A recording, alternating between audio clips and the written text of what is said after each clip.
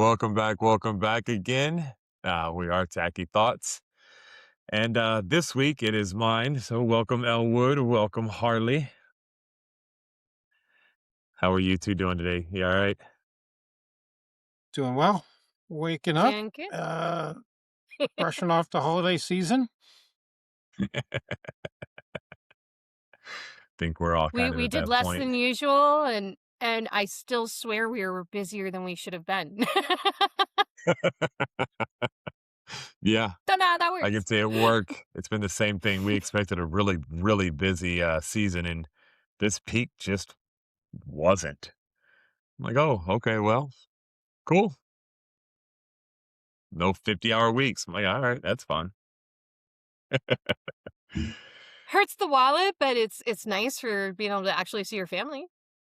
Yeah, I mean, I like I said, I'm part time there anyway, so it's not like it's a big deal. It was I retired from cars when I left Vegas, um, so I'm just there for pretty much insurance wise and whatnot. But yeah, I mean, it's nice not having to do the 60. We did it's a couple weeks. I did 60, 70 hours last year, and it's a nightmare. This year was down to 25 like usual. I'm like, all right, that's cool. I'll do that. Take the days off, and I'm good to go. All right. So So what you got for us? speaking of holiday spirit. We are going to go back to the origins and kind of how the blend got us to Christmas being on December 25th and the historical dates that actually go with that, the sleigh, Saint Nick, etc. But basically, how we got to Christmas being celebrated on December 25th and how that day popped up. It's kind of All an right. intriguing thing. It just hit me the day before Christmas. I was thinking about doing something else, but this one kind of wrapped me in. I don't know if either one of you know anything about the story or the history of Christmas or the birth of I Jesus know as some their of it. My family, being Swedish, I grew up in Scandinavian culture. There's actually this really intermingling of pagan and Christian. They never really totally got rid of the old ways. So I learned a lot about both. But it'll be interesting to see if you dug up anything new. what about you, Elwood?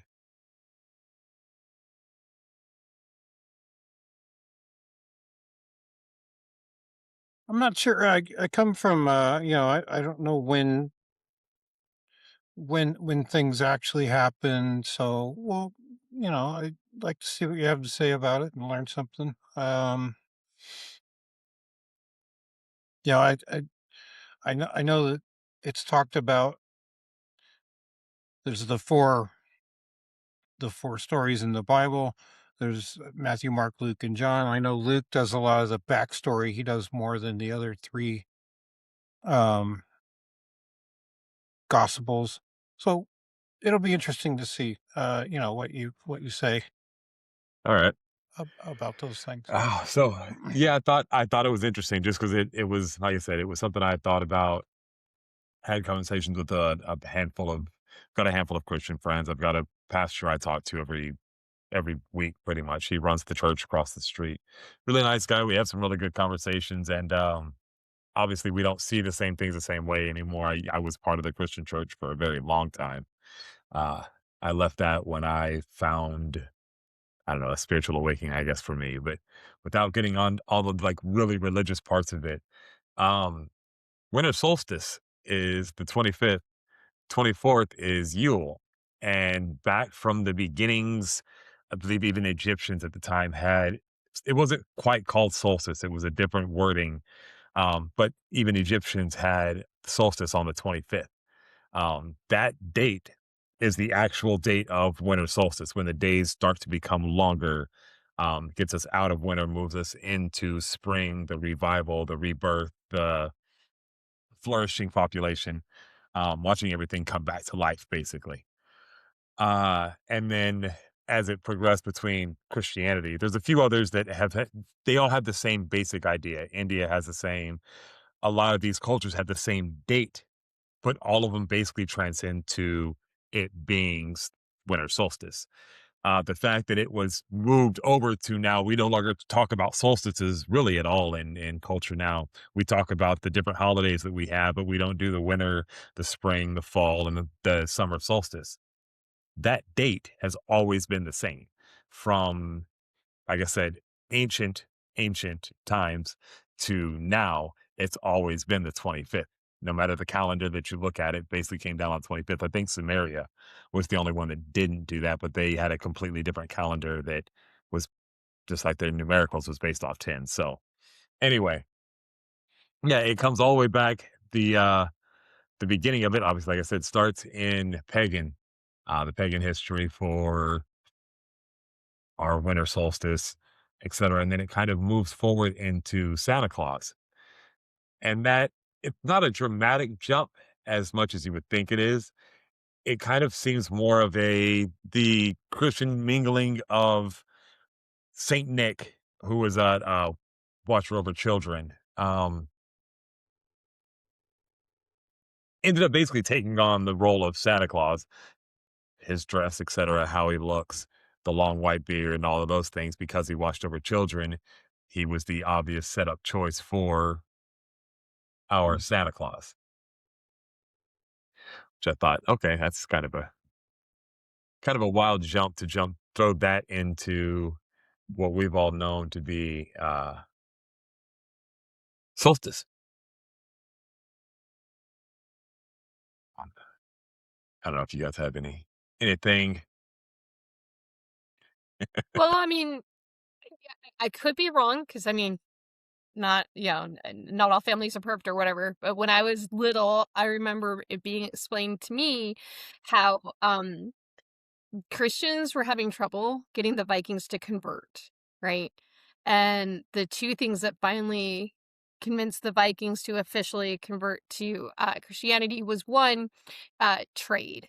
They realized it was much easier to engage in trade than to raid people.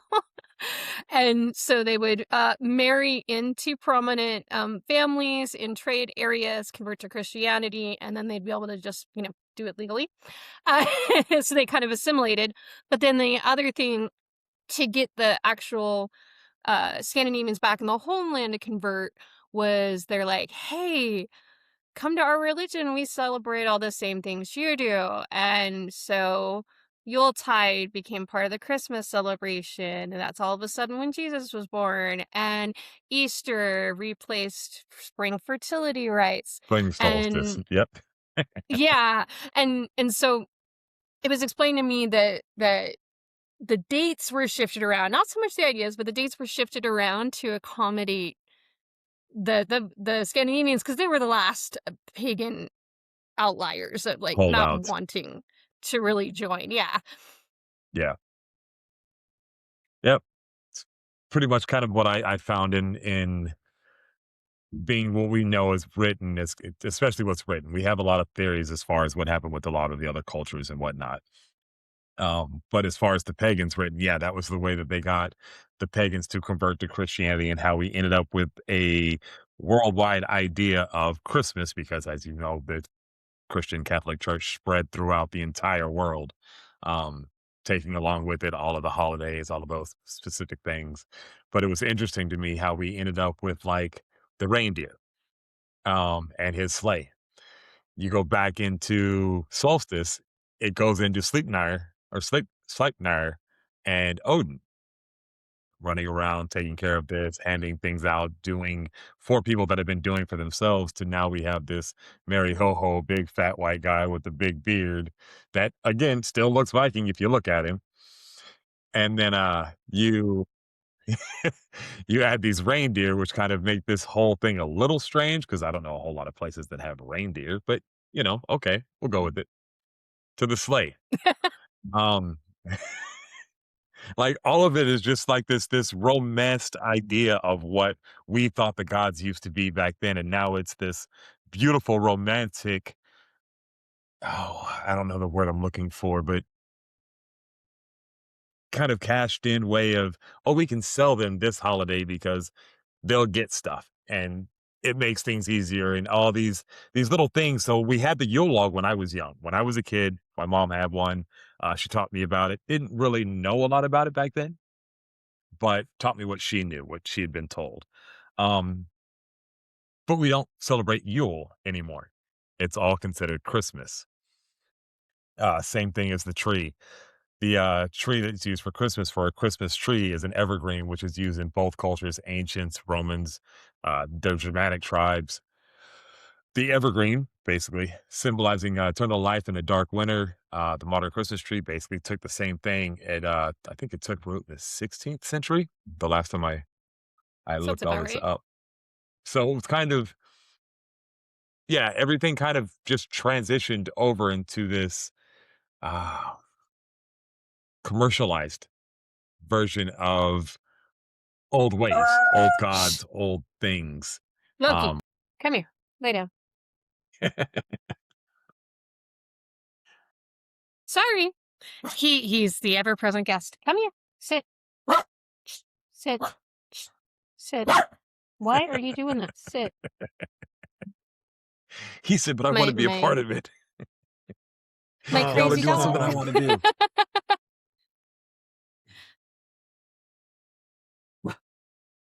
Shh. Sorry. Okay. Beat the dog? You're all good. I did not beat the dog. I do have No. a hold of him and giving him cues not to yell, but I did not beat the dog. Oh my goodness. Cues. Little choke here and there. Oh no, no, no. Where people are, No, we're not all condoning worried animal about, hey, abuse. We're not maybe we condoning shouldn't animal talk Them about abuse. politics cues. or this, but we'll talk about animal abuse. Yeah, it's a joke. Yeah, cool. Come, sit down, Loki. Oh, um, what Uh, did you do? Just sit down. Come on. Now he's knocking things over. Great. now he's like, "Now I'm done. That's not enough of y'all." So, uh, Adel and I have fallen in love with a movie that I think Elwood might be at least mildly annoyed with, if not flat out disgusted by. It's become one of Great. our new holiday classics, and it kind of plays on all of these ancient through things with so have you seen Violent Night? Yes. Yes. Yes. We have fallen in love Yes. with it. Oh my goodness. I like that one. I like that one a lot. I think I saw that. I have to watch it again. I haven't seen it in a couple. It's been a couple months since I watched it again, but now you bring it up. I'm gonna have to watch it. Add it to my Christmas list. But yeah, Yeah, I'm that was not the like exactly murdering sure. So Santa I or mean, whatever, right? no. I think you're thinking Fat Man. Okay. Fat Man is when they go to murder Santa. Now, Violent Night, it's 2 or 3 years old now with David Harbour. And it starts off with Santa is just absolutely like physically ill and disgusted by the holiday anymore because it's become so commercialized. It's not about the true spirit of Christmas anymore. And he's getting drunk in a bar Okay. and complaining about it, right? That'll do. And then That'll do. he's going around to deliver presents, and he happens to show up at this wealthy family's house to deliver presents to a little girl. But this group of criminals, whatever, are holding the family hostage and are trying to rob them. And so the little girl and him team up to get the best of the criminals. But at first he's like all reluctant about it. He's like, that's not what I do. I didn't used to do that, blah, blah, blah. But there's like these little hints throughout. About 2/3 of the way through, they reveal that Santa, before he was Santa, was a Viking. And the best way I can describe it is it's a modern Christmas story that marries Home Alone, the best parts of Home Alone and Die Hard. All right. I'm gonna have to add that one to my list. I don't. Maybe I haven't seen it. But David Harbour has become our favorite version of Santa ever. He when he's grumpy and he's like mad at the bad guys and stuff, he's hilarious. And when he's being sweet and concerning to the kid, it comes across as really genuine and not as fake. He just did an excellent job. It's a ton of fun, and it has a couple twists and turns that you don't see coming. So it's pretty entertaining. But I did personally enjoy them playing with that idea because there is this like crazy amalgam. Like how much of it came from I didn't even know about like Rome and Egypt with some of this stuff. Like how much stuff got like amalgamated to turn into what we think of as Christmas because it's definitely not all Christian. Yeah. Yeah. I thought it was interesting. That's kind of what brought it up with me was that the conversation that I've had with a handful of the I wouldn't like to say extreme Christians, but Christian going, Catholic going, church going people, is they're real, real hard set, dead set on this being Jesus's birth.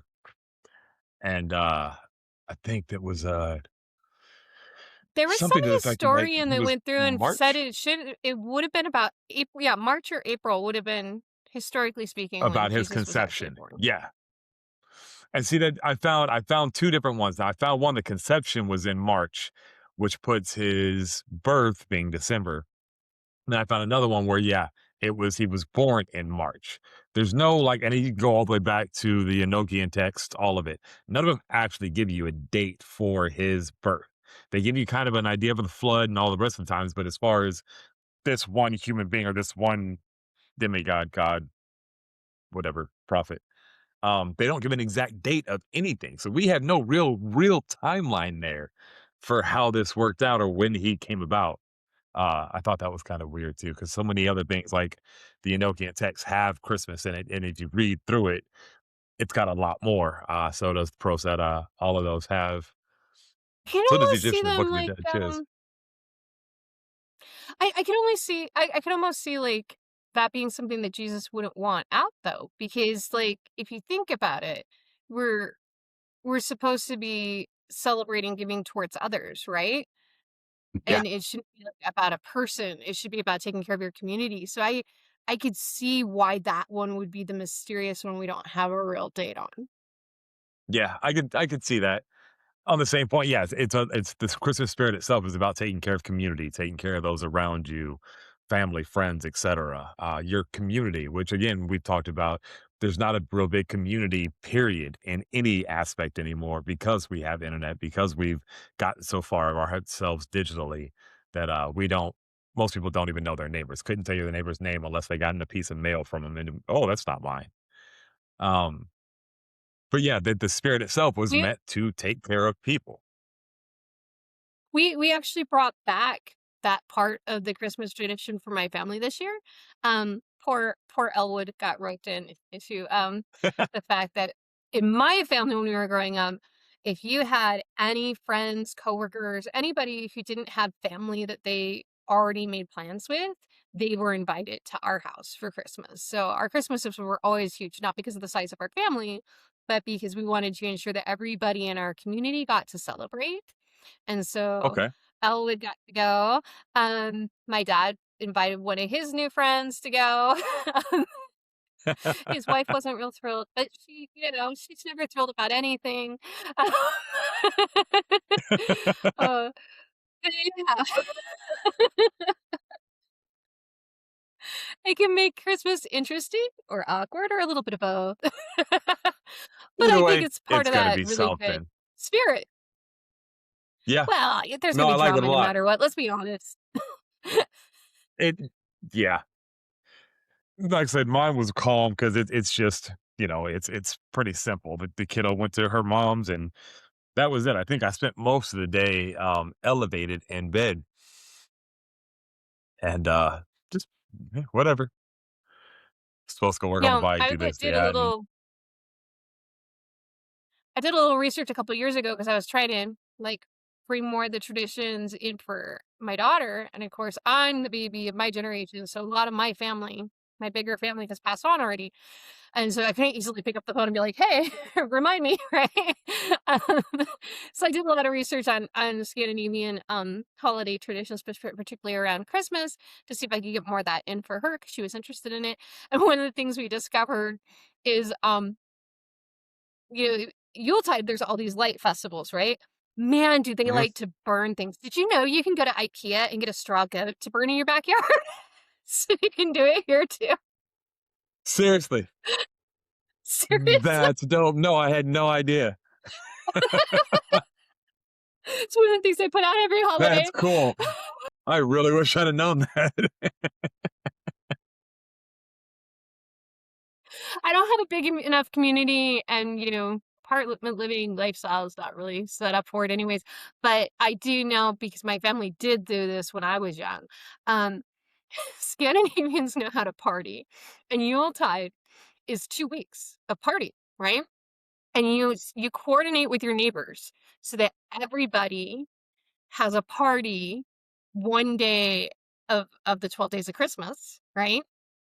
And then when you hit the 24th, which, like, is the big celebration. Christmas is the day to relax with a smorgasbord in your PJs.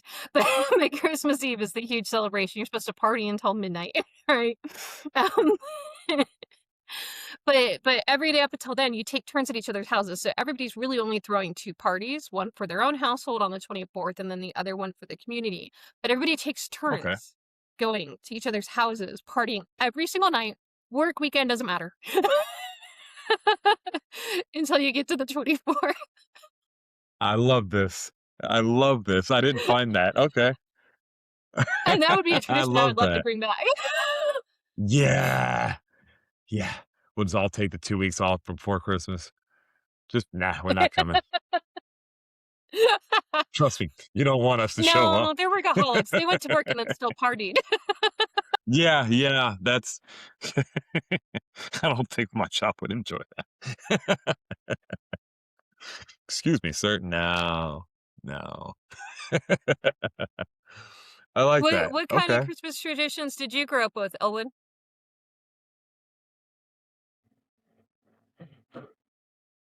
We would do we would do we had a tree every year. Of course, we had a tree. We had stockings on the mantle. We had, go to the mall and get a Santa picture, and we would get through the mail. We would get presents from aunts and grandmas and stuff. And on the 24th, you get to open one present. I saw people talking about this online. Some of my friends. Um, do you open a present on the 24th on Christmas Eve? And we we landed on, yeah, you can open one present on the 24th. And you'd be you'd be at the tree, and there's a collection of stuff from out of state, under the tree. It's already wrapped up, and you pick one. Me and my sister. And I remember one year, because you only get to pick one. You just grab one and unwrap it, and I got socks. Great. I was thinking, in my Christmas joy, thinking I was going to open a toy and play with it for the rest of the night, and then go to bed and get up, and it's Christmas morning, and I open a pair of damn socks. So We did that with a twist, because we still did the Scandinavian thing of the big Christmas Eve, right? But before dinner, because our fancy dinner's on Christmas Eve. Before dinner, we'd be allowed to open one present, but our family picked it, and it was always our new Christmas outfit, right? So you open it up, your new Christmas outfit, you go get dressed in your fancy shindigs. We sit down and have our big fancy dinner, and then we would go to midnight mass. And of Okay. course, you get out of midnight mass at midnight, so it's officially Christmas. So then we come home and we do all the rest of the presents, stick a turkey in the oven, go to bed. Holy crap. And then wake up and celebrate Christmas in our PJs, playing with our toys and eating turkey. Okay, that's kinda cool. That's a long night. Yeah, Yeah, mine Swedes was, like to party, what can I say? You just rock and roll through the night. Oh, come on, you should have figured this out when you know me how many years? Yeah, yeah, yeah. And the handful of festivals I go to, yeah. Sleep? What now? You get a nap here and there. You're expected at the longhouse. Nah. Right? Yeah, I think the one traditions were kind of the same. We opened one present on Christmas Eve. My mom was Baptist Christian, Southern, obviously. We did the one present Christmas Eve and then go to bed. And yet that present was always, always again our pajamas because me and her had matching pajamas. It was just me and her. So we'd have our matching pajamas when we do Christmas morning, do the whole Christmas morning thing. And then pretty much I can't tell you what my mother did after that because I don't think I paid her any attention for about 2 weeks, depending on the toys and whatnot Oh. that I had. So, and now again, being a parent, watching my kid do it and watching her flat out ignore me and forget I exist, it's kind of fun. So I realized that was a quiet Yeah. time for parents. You know if you got the gifts right if you're being ignored. I didn't realize what a gift that was to parents. But yeah, it's just interesting to see how all of it, transpires, who does what. Sweet, I didn't know party for that damn long. Makes sense. But yeah, It Swedes, fits. Norwegians both do. I'm not sure if they do it quite as hard in Finland, Denmark, um, Iceland, and Greenland, but the Norwegians and the Swedes both workaholics and heavy partiers. And they like to burn things. Yeah. Yeah, Norway does yeah, this whole instead of burning a goat, they do this whole not like fancy version, but they do this whole longboat. They set aflame as part of the Yuletide celebrations. yeah, yeah. Place I went to Sweden does we this did a big, huge huge straw goat goat. for some reason. Yeah, Viking Festival, they did a huge goat. I think it was like a two-story goat. Thing was massive, but yeah, they Mhm. lit that whole thing up. I was like, all right, yeah, we burn shit. Cool. Well, they still have reindeer ranchers in super northern Sweden and Norway. The indigenous Samiland people, they Yeah, take care of reindeer. no kidding. Yeah.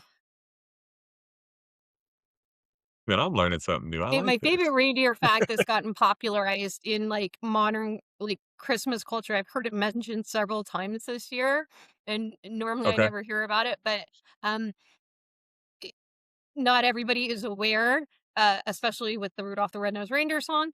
Um and the whole story behind that that's been mythologized over the years. Uh all the depiction of Santa and his sleigh with his reindeer, all the reindeers have antlers, right? Mhm. Male reindeer shed their antlers in winter, so all of Santa's reindeer must be female. They're all women. Yeah, they're all females. They're all Yeah, they're all female. yeah, they're all females. Yeah, I learned that and thought that was interesting because I put that out there. Someone's like, "Oh, no, no, no, they don't." Yeah, yeah, they do. So they're all women. They're all females. They're all what are you gonna do with that? Okay, I didn't look up anything about Rudolph the Red-Nosed Reindeer, though. But you just said that, my brain went, "Oh, what's the history there?" Alright, so what do you know for the yeah, you got me on that one, I didn't expect it. Uh, I know the only reason I know it's Montgomery Ward was my grandmother, my nana worked at Montgomery Ward, and, I don't Okay. even know how old I was. Yeah, she took me to see Santa there. God, what was I, 4, 3? I Something live in like the middle that. of nowhere, so I didn't get to go see Santa. Yeah. That was a 2 city away drive to go see Santa. Wow. Yeah, that's a long out. Yo, alright. Alright, so what do you have for the Rudolph? I see where it was created. I didn't know anything about the, original for him, though. I knew about Sleipnir and Yeah, I mean, the most logical guess is what you already brought up with Slipnir.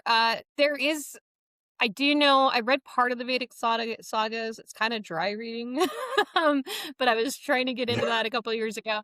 Um, and I do know there is a really important story about Thor instead of Odin. We always think of Odin with his wagon.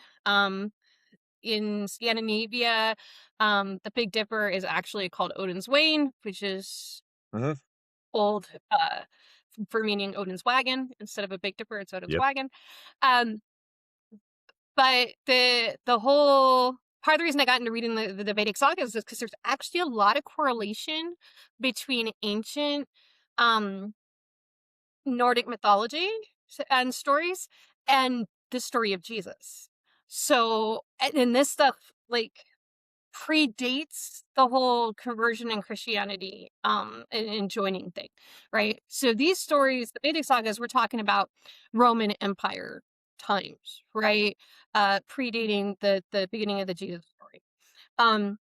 And it's interesting to try and see like how much did the Vikings, since they were so prolific in travel, how much did they influence the Middle Eastern religious cultures? Or uh, was it something they picked up from there? Nobody really knows, right? Um, Yeah. but pretty much all we have is the Vedic sagas, and this is a fun fact I learned from my aunt, who is a speech pathologist. She was really into the history of language. Um, Part of the reason we have so little writing from the Vikings is because not because they didn't have the ability to write, they had runes, they could write. But the reason we had so little of it is they firmly believed that writing was magical. By writing something down, you were making it happen, right? And so you could only write things down that you were okay with happening.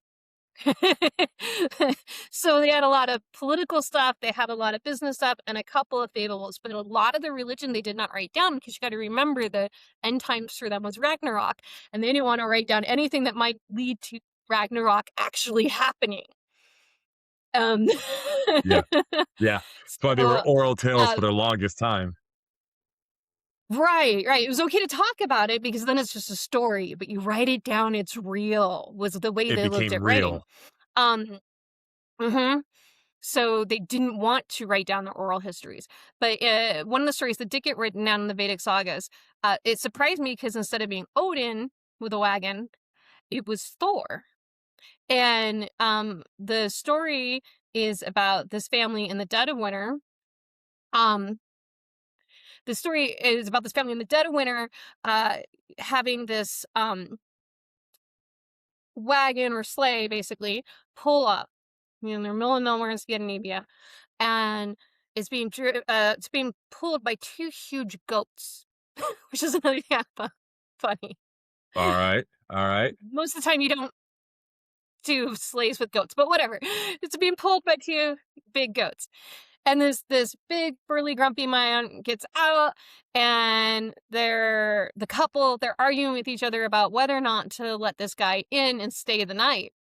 Um, And finally, the wife is like, "Look, we don't have a lot. You know, it's winter. We don't have a lot in our stores. We're just trying to make it through, but we do not want to deny you hospitality. You know, you have to be good to the guests, right?" And so they let him in, and he's like, "No problem. I'll feed you." So he goes out and he kills his goats, and Okay. he makes goat stew for them. All right. And he brings in the skins and he puts a whole bunch of stones in the goat skins and he says, "You cannot touch these. You must leave it alone. And as long as we have a good night and you know, practice hospitality, everything will be fine." As they have their meal, they have a good time, and then they let him sleep in um the house, whatever, cottage. And then the next morning they get up and the goat skins are gone, but the goats are alive again, hooked up to the sleigh. And he reveals before he leaves that it's Thor and that he just occasionally wanders the countryside to ensure that his people are upholding the responsibilities of hospitality to guests. So it's this whole moral story of you never know who somebody is, so you shouldn't treat them badly. Yep. Okay. The I know other that one one. that's I've really heard that fun for one. me in Go terms ahead. of correlation is the story of how Odin came into power. Are you familiar with that one? Yes, for the most part. Yeah, We you may should be. have, Okay. yeah. So, um, in Asgard, there is a war between the Visir and the Aesir, which are two different factions of the gods, and it's seemingly endless, and the battle's never going to end. So he's all, "Hey, I got to figure something out. This bloodshed is awful. I'm gonna go down to the Fates." I forget what they were called, but basically, the Fates. And so he goes down to the roots of Yggdrasil and asks the Fates if he can have a drink of the waters of knowledge. And they're like, "Oh, that's a huge responsibility. There's so much, we don't know if we can give you that power." And he's like, I've got to stop the killing. And they decide that his intentions are pure, but they got to ensure that he's willing to make a personal sacrifice to hold that power. So they ask him to cut out his eye. So he cuts out his right eye and gives it to them. So hence, I would give my right eye for Okay. something. And then they decide, you know what? Still not enough, you know? So you have to be willing to give your life. So he makes a noose and hangs himself in the branches of Yggdrasil. 3 days later, seeing some correlations. Yeah. Yeah. 3 days later, they cut him down and they give him a drink of the waters. He comes back with all the knowledge of the universe. It gives him the ability to end the war. Yep. Everything's at Now, peace. see, the only thing I heard different on that one is who it was at the well. The eye, I remember, Yggdrasil, the hanging, Hagrid. Yeah, all of that's pretty much the same, and it's the same thing. 3 days, back to life. He sacrificed himself to save everybody. What was it? The one thing he said he promised to do: get rid of the ice giants. You see any ice giants? Yep. Ciao, stuff.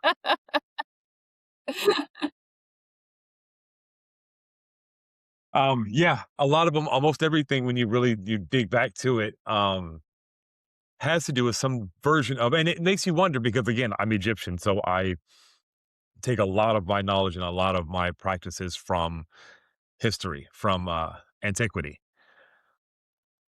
But watching a lot of this and knowing what I know as far as Egyptian culture, and then kind of wrapping that into the Viking culture, the Norse, not Viking, technically, the Norse culture, and seeing a lot of the same things are done kind of the same time, the same ways. Names have changed, obviously, skin tones changed, blah, blah, blah. But a lot of it's pretty much the same stories that have been repeated. The only one that really didn't make sense to me was honestly Christmas, because it just came out of nowhere for Christians. Like I literally tried to find where it came from. Because I know Yuletide, I know winter solstice. It just how did we end up with December 25th? I get the date, but how did we end up with Christmas, period? You know what I mean? Yeah, I mean, and I get this just from family members. I don't get it from like, you know, historical sources, but from what I was taught is that it, back in the 1500s when the Scandinavians were still a holdout and probably some other pagan cultures as well, the deal was cut that you'll still be able to celebrate your holidays. We'll just celebrate them as Christmas. Yeah, see, I've heard that one. I heard it was popularized in the Victorian age. That was we got a lot out of the Victorian age, as everybody knows. But the romanticy of Christmas itself is when you really get this big showing of this jolly red guy. The sleigh gets a little bit prettier, a little more exotic, and the reindeer become more a big part of it. So a lot of it I found just there is no origination like moment when it just became a thing. It kind of just grew as the world changed and how as borders expanded, as people's minds expanded to end up with this conglomerate of this mass thing we just call Christmas now.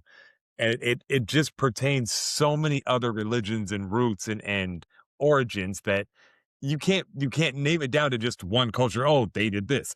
Everybody had a solstice around the world. It was the same thing. It may not have been the same, but it was It may not have been the same actions, the same things done, but the actual date was always the same. That was their time. So to watch this slowly evolve into what we know now as Christians from the Romans, the Magi, we have all of those histories just kind of slowly turning into what we now have as this commercialized, extremely commercialized version of taking care of community, which I just thought it was weird because people get so angry. Oh no, it's Christ's birthday. Okay. And you can't argue because that's what you believe. That's what you've been taught for your whole life. And you don't want any difference. You're right. It's never going to be anything else.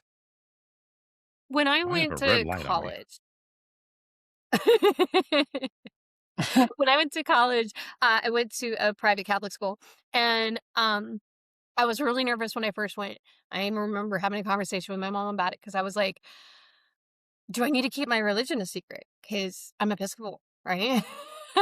Yeah. First church to break away from Catholicism, right? And she's like, "No, no, they accept people of all backgrounds, don't worry about it." And then I got to meet a bunch of priests because a lot of our professors were priests. And, I learned pretty quickly Jesuits, they might be Catholic, but they're really different.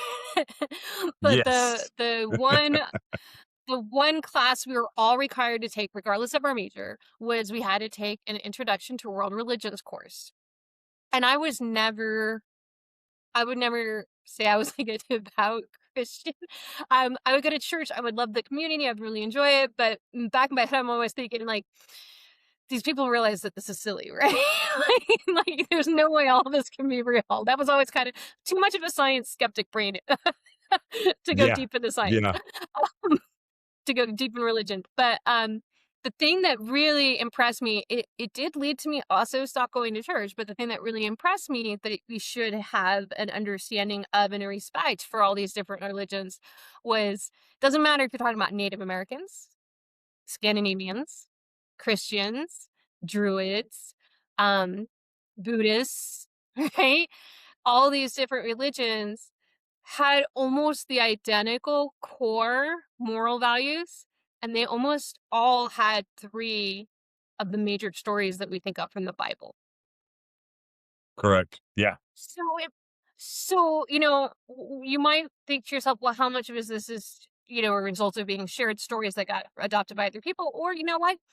Maybe there was a big catastrophic flood, not necessarily sent by God, but maybe it happened, and all these different cultures had to figure out their way of dealing with it and understanding it. Yeah. I can see that being a thing. We know the flood happened. We know there's obviously physical proof, the layer around the earth of that time frame. They also have I think it's the Enochian scripts where it talks about the pre-Adamites, the 6 fingers, and then after the flood being post, the 5 fingers. Like there's a whole lot of timelines in there. Gilgamesh's has the same thing. A lot of the Assamites have the same. The writing really shows everywhere around the world that there was this. What happened before the flood was massive. For the Assamites, they lived for thousands of years. Um, Everything was like extreme to this point of after flood. It was predominantly, I think it was up to 500 years is what you could live to now we're down to this idea with 100 years is what you get on this earth, which isn't even that. But all of those being the same, we all agree that that happened. And then we all kind of just went, hey, Christmas. And it became just this thing of, okay, you look at all the rest of the solstices and all the rest of the days and times and whatnot, but they all kind of correlate to this. Okay, I don't know where the hell you get an Easter bunny out of in spring, but what do I know? I don't know. Especially when Well, it drops because eggs. I You're believe it was telling me. more the Druids than the Scandinavians, but, because Scandinavians, it was Freya, but, in spring solstice, the bunny is a pagan symbol of fertility, Yep, I just thought about that fertility. Yeah, and spring's right as I the said it, my brain fertility went, rate in pagan, yeah. yeah. Yep. Now in researching your Santa myth, I don't know if you came across this or not, but in Scandinavian lore, I don't remember much about like a specific Santa figure, or at least one that I would identify as Santa.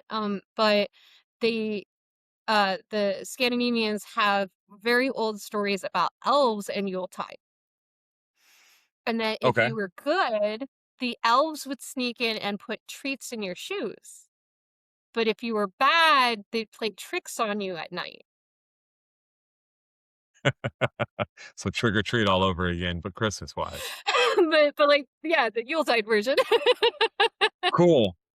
Well, you gotta It remember always leads back Halloween to back little then. people doing weird things.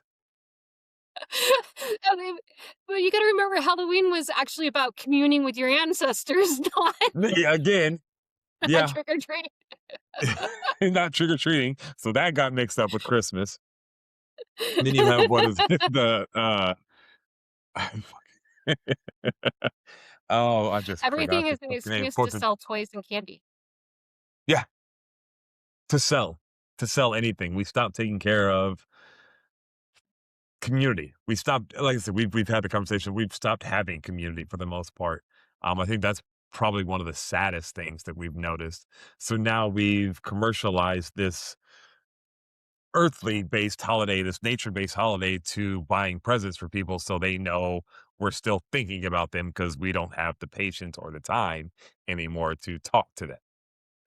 So you're basically buying your friendship for another year, et cetera. Oh, this person did buy me a gift. I'm not going to Right. talk. Like I've seen people get petty. I've seen some really weird shit.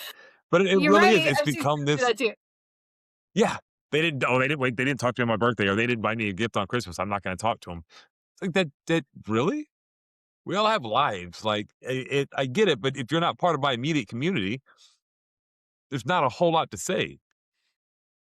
But Well, yeah, you know, I think it our loss of reminds me of community, I my think, is the dad. biggest.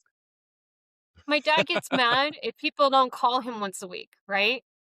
And it's like this family member lives in Pennsylvania and you've refused to go visit for 30 years, Oh, right? jeez. And so they didn't call you this week, so they suddenly dislike you. No, maybe since you're never there, you don't know how busy they are. No, no, couldn't be Maybe that. it's not about No, you. no, couldn't be that at all. Yeah, yeah, I think that's I another interesting because everybody has something that they're fighting, and everybody walks around, a little bit preconceived or in their own minds about what they've got going on or whatever, that they're not paying attention to everybody else. So you get a lot of those times that people just aren't paying attention, which is normal. Our lives get busy, we forget, whatever. But yeah, not calling, not texting. Oh, you didn't text me right back. No, I was asleep. Nobody sleeps in the middle of the day. I sleep when I can. So it's just right. it's interesting to see that happen. If you live next door to me, you see all the lights are out at like 2 o'clock in the afternoon. What's Aaron doing? Sleeping. Why? Because I can.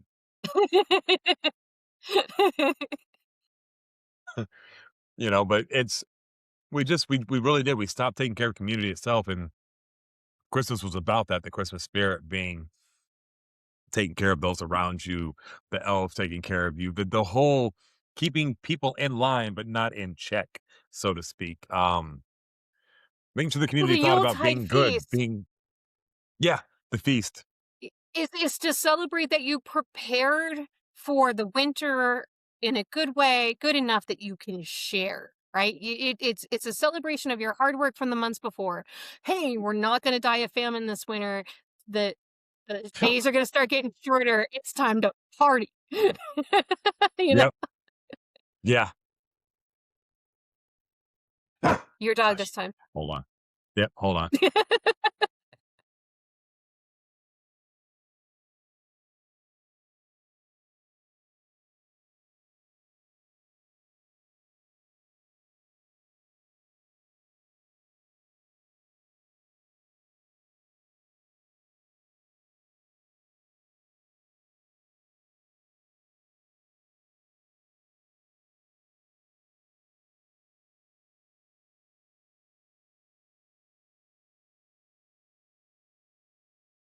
All right.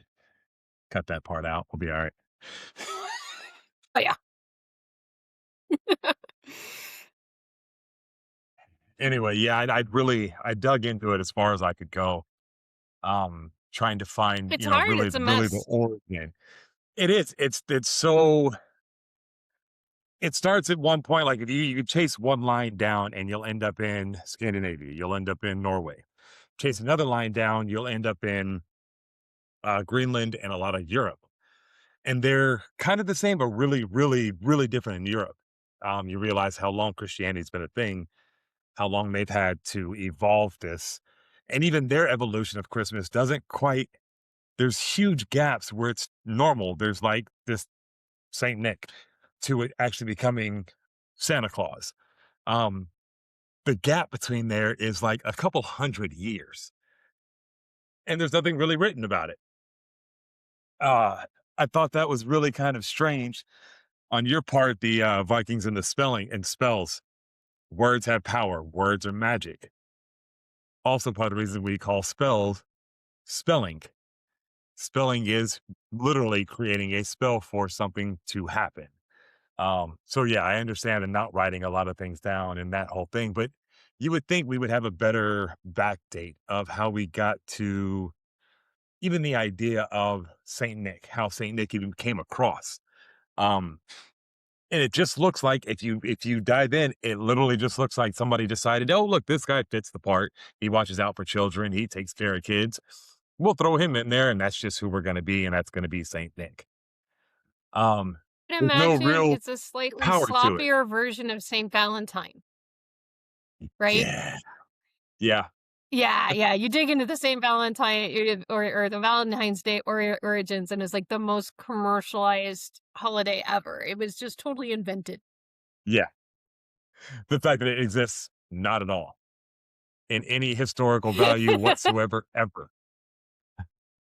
Like nowhere will you ever And then find poof, that day it's a thing. written as a special day. And then suddenly, yeah, voila, we have the commercialized red and pink holiday.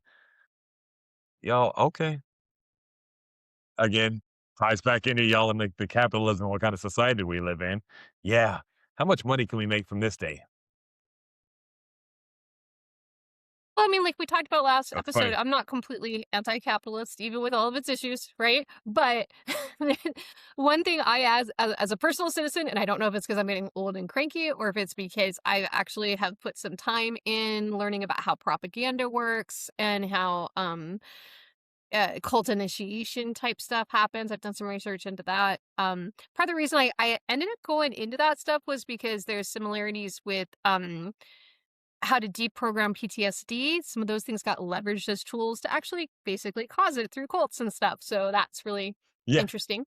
And quite that. Yeah. But It's I've funny. gotten to the Every point time we now, learn like something to help, we weaponize it. I I've gotten like violently anti-advertising. I don't want to see it in my stupid phone games. Right? If I'm blowing time. Right? Once I hit the part where they're gonna make me watch an ad every time, it's delete. You're not gonna force I'm me to just watch done your with you. ad. I got into streaming instead of cable TV because I got so sick of ads all the time. And now they're starting to like There's slip ads in in the ads. I'm like, it's like streams, I was trying to protect my mental health and get away from you. And maybe part of it's because I'm like an anti-commercial, I'm like an anti-materialistic person. I really prefer experiences over having a lot of stuff. Um, but I've reached the point where it's like, I've seen your ad. And no, I never wanna buy your product. Not and now because I'm I never don't need buying your you. product or I might I'm have never wanted gonna it deal with someday, you. but because you've annoyed me with your ad. It's amazing how many companies I'll just pass Marketing, by because marketing, marketing. I'm tired of looking at just yeah, and it's over marketing. You're seeing it every other ad. Like, bro, stop. I promise. We know you're there. We just don't care. When is that ever? Like, and then you do go talk to other people. Yeah, go talk to other people, and they're like, "Oh yeah, did you see that commercial about whatever?" Brain goes, "No, why? No. Oh yeah, they claim this and that." I'm like, "You really give a shit? Good for you." I am now out of this conversation. I haven't. No, I didn't. What were you gonna say, Elwood? What were you yeah. I was going to say it's December. I'm talking now about politics. The primary is in 7 months. The general election is in 11 months, and we're seeing political ads already. We're see, we're seeing people run for different offices, and especially it's been going on for quite a while in the governor's race, the governor of Nevada. It's they've been already at each other's throats for a few months now, and we're talking. They're pre-gaming God, before the games, And, before we're the pre-game's time. we're 8 months, 9 months before the primary. For God's sake, oh, and jeez. maybe it's because I started getting that age where I started paying attention to politics, and, like, one of the big things that disgusts me, okay, I get the name calling, that I know a lot that disgusts a lot of people. For me, that's just a popcorn moment, whatever, I don't care, right? Be immature little Yeah. jerks if you want to, I'm gonna make my own decisions, and you're just helping me. Uh, but what really disgusted me was the amount of money that goes into the campaigns, the amount of money that goes into advertising, not just for campaign stuff, for everything, right? How many children could we feed? How many people could we provide affordable housing? How many people could have affordable health care? But we're spending it all on stuff to twist your brain and make you think you need to go into debt for this thing that you don't really need. Right.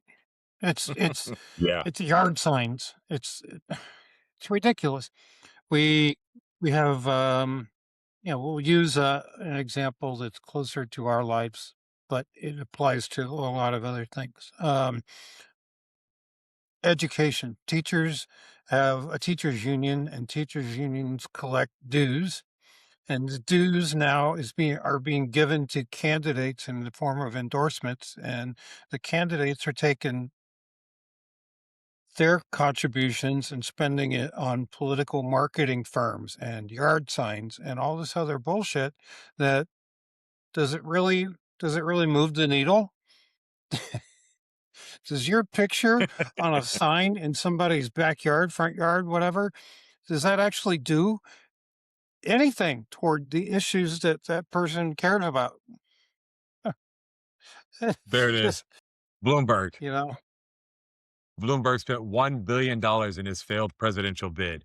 He could have given everybody in the United States $1 million and would have had a better chance at winning than blowing $1 billion and still Right? didn't win. Like I don't understand where we go. And you can tie all this back to Christmas, but it's all become this, and that's kind of what I wanted to do was bring this all back into what we talked about. Is between the political and the capitalism, it's what are you doing with what $1 billion that you could get us to make you vote president? You didn't give us money. You didn't give us what we wanted. Like you $1 billion and you lost. Bro, that's like getting into the ring, going training for 10 years to be a fighter, getting in the ring the first time and get knocked out in 3 seconds. What what have you been doing with your life? Like, what are you shadowboxing this whole time? How do yeah, you there's a guy spend that here. much money and still lose? There's I, a I, guy I here. don't There's go ahead. go. No, that's it. He was just laughing. Um, this guy spent, I think, a couple $100,000. I'd have to look.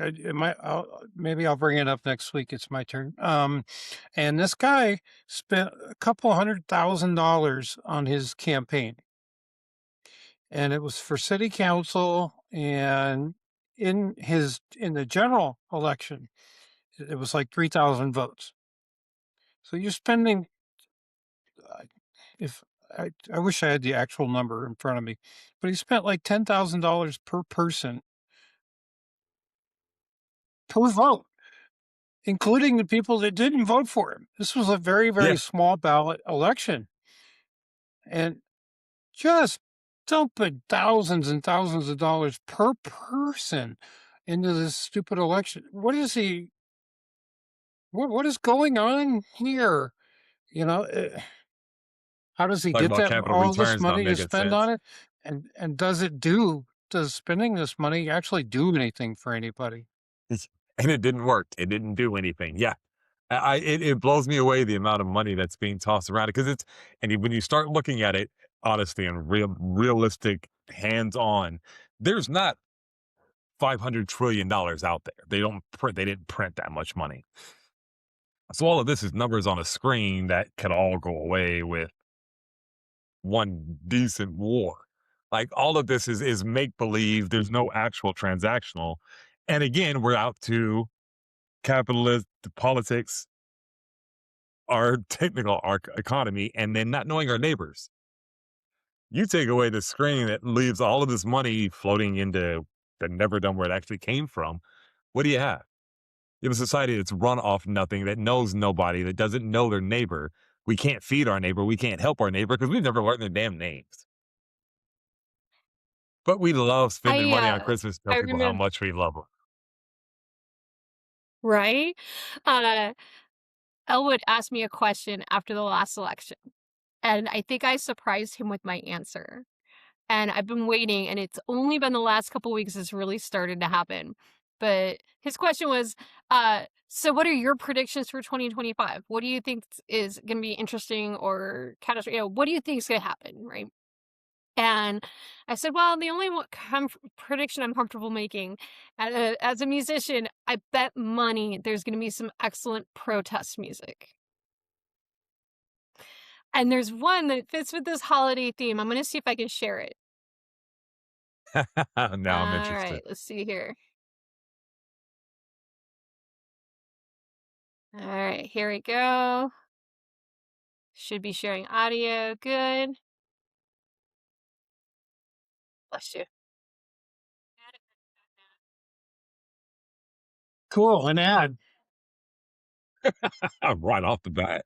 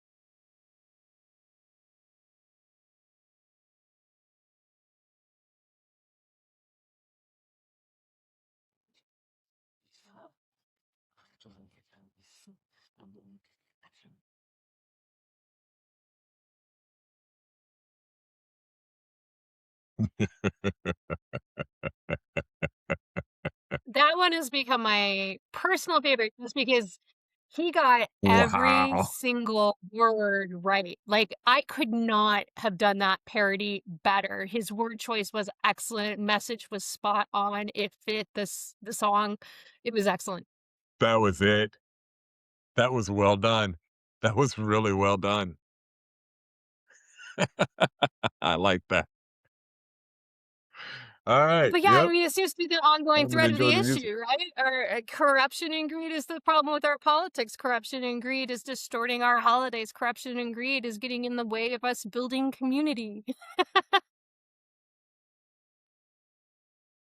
It's all puppet with strings, and again, it all ties in together, and that's kind of what I thought would be interesting. So I was trying to figure out a way to make them all work, and then you realize it affects everything. Everything we started talking about affects the next thing we've talked about, or the next thing affects the next, and you don't realize it's all based on this again control. So we stay working for new things and to updo this person or outdo or the newest thing or the newest electronic and whatnot. And I'll admit, I was one of those people. Like I always found it funny. Like when I was in Vegas, when I had the company, I'd buy these really expensive cars and really expensive clothes.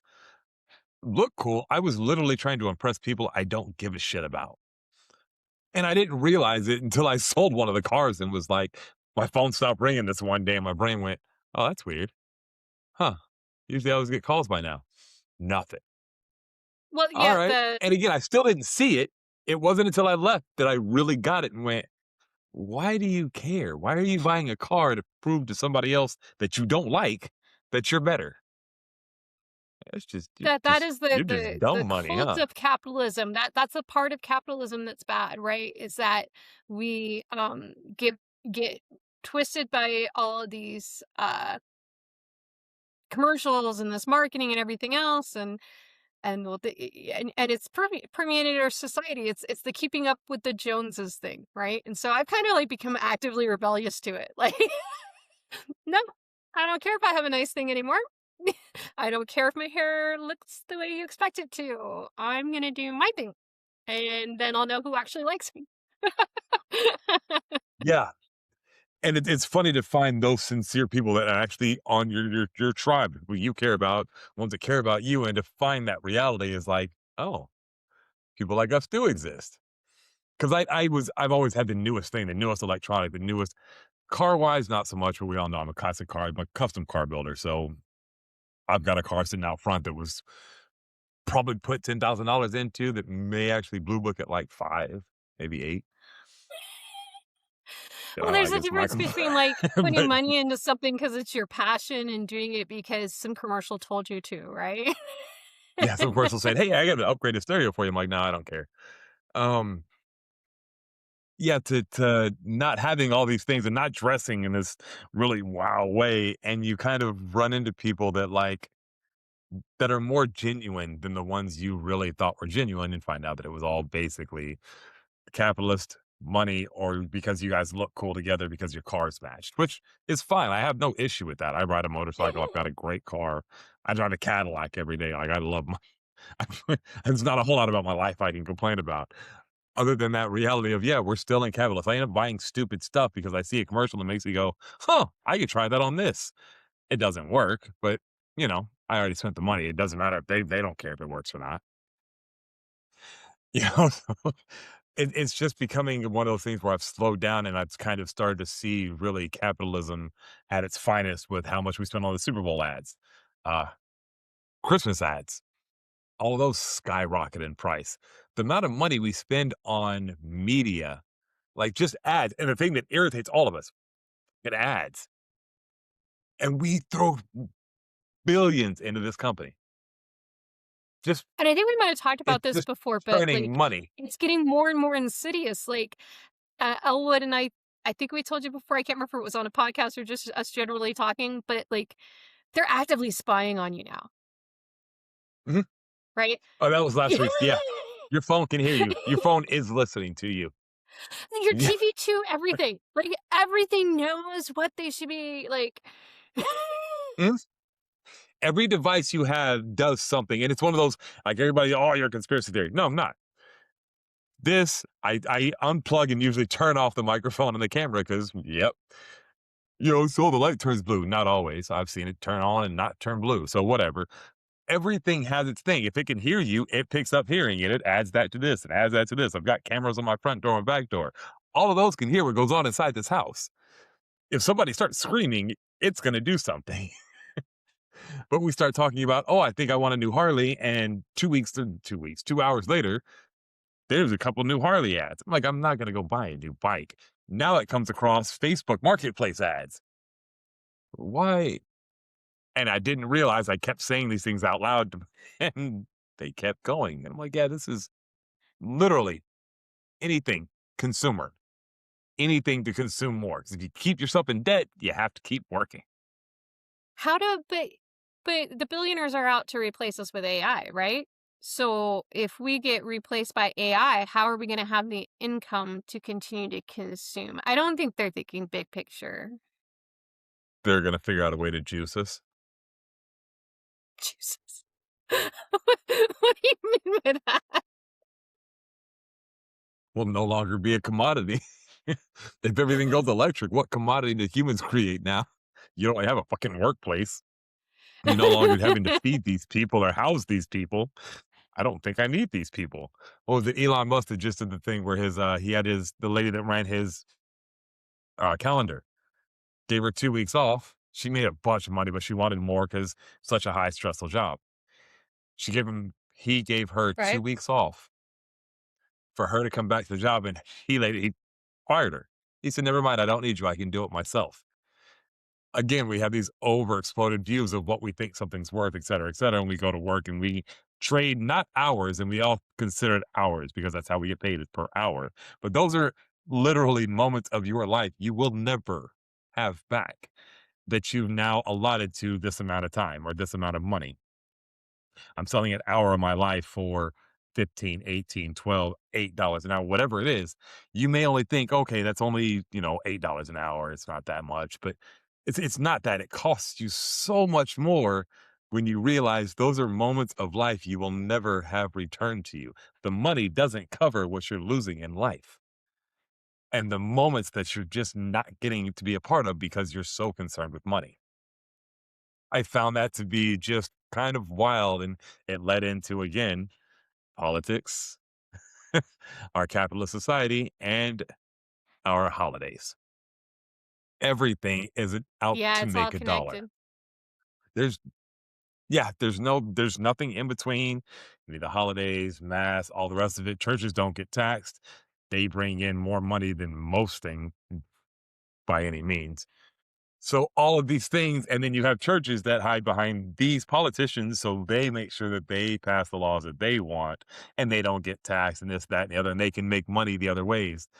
And it's all corruption and greed. It's all become how much money can I die with? Not how much good can I do for society, not how I vaguely spectacular I can remember help in Sunday society. school Not, something there's how about many Jesus billionaires in not the world and really not one liking or single Batman? respecting rich men. Yeah. Well, he- there's that old saying, power corrupts and absolute power corrupts absolutely. I was yep. listening to this podcast, I Behind just the want one Bastards, Batman. and he and one of his guests, they made a pact on air that I just had to laugh at. And the pact was, if I ever make enough money that I start to become a dick who doesn't think like laws apply to me, you have my permission to murder me. Like I want you to. Like if I ever make enough money that it affects my personality, just off me. It's okay. Just call it a day. It's been fun. Let's see you on the next one. That's a pact that needs to be done with a lot of people. I've never understood the point of our capitalism when I get you can have anything you want now. And again, that's part of the reason we have Epstein and that whole issue is they ran out of things to excite them. Horrible reality.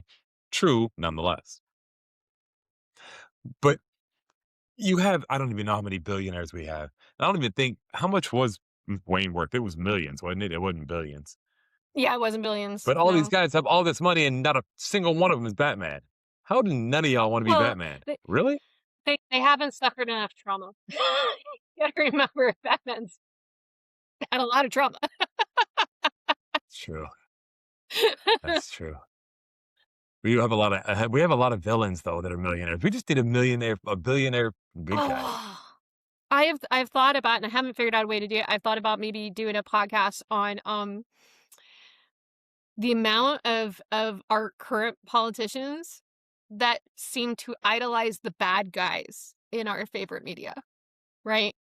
Like Peter Thiel idolizes Sauron and has named all of his companies after the evil things in the Lord of the Rings. Um, Elon Musk and Ted Cruz love the Empire, not the Rebellion. they like Darth Vader, right? Yep. It's like I don't think you guys got the meaning of this story. you you, you kind of missed the story. Well, I want to make sure we don't get too long. We could probably talk all day and have a ton of fun. But speaking of corruption and greed, we would love to actually have a time to put more into our production of our things, of our shows for you guys, and we do not want to get in the business of putting a bunch of ads in your faces.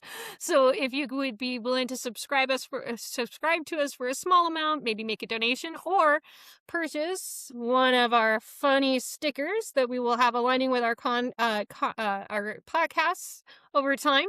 It'd be a great way to lighten the budget load a little bit, and then we could, I don't know, maybe ideally eventually quit the jobs that we hate shilling for and do more stuff that you guys actually care about.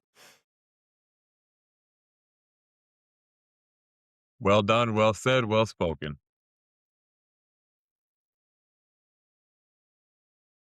Ah, What should we well, ladies make? and gentlemen, I think that is it for us for the week. I think I'm gonna hit about 6 octaves. Give me a second. Forgot how far my voice fluctuates if I'm not paying attention. Um, that was fun. That was good. I enjoyed that this week. I